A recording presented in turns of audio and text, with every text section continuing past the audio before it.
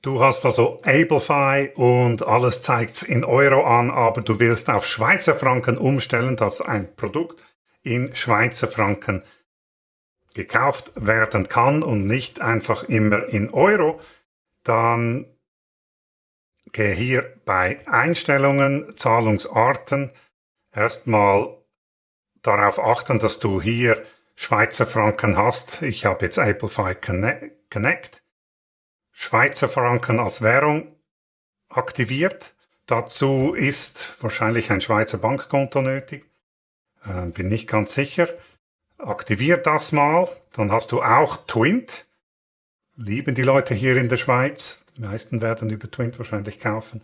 Und dann gehe zu deinen Produkten.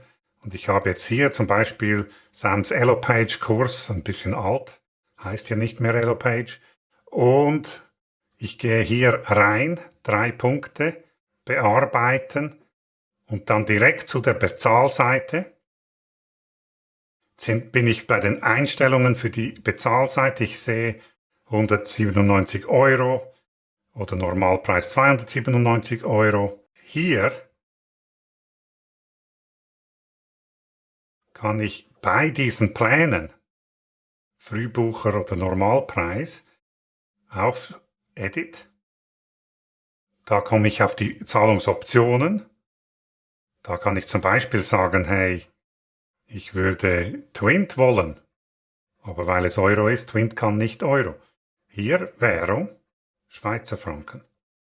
Okay, jetzt wird es in Schweizer Franken geändert und Plan speichern. Ich gehe jetzt hier nochmal rein. Twint kann ich jetzt hinzufügen und ich mache sogar Twint zur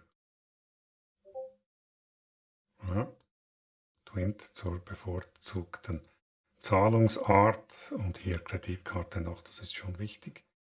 Hinzufügen. Okidoki. Also die aktiven Zahlungsarten sind Twint, Kreditkarten, Apple Pay, Google Pay und Kauf auf Rechnung, das will ich jetzt nicht. Okay. Plan speichern. Jetzt Achtung, das ist nur für Frühbucher, das muss ich dann halt auch hier bei Normalpreis auch umstellen. Auch hier kann ich das nicht schieben. Will ich Twint? Okay, Twint als bevorzugt, das wird hervorgehoben. Das ist jetzt Schweizer Franken, Plan speichern. Beides Schweizer Franken, speichern und schließen. Wenn ich jetzt die Bezahlseite öffne, ist das in Schweizer Franken und hier ist Twint hervorgehoben, aber ich kann trotzdem auch mit Visa zahlen, Mastercard, Apple Pay oder Google Pay.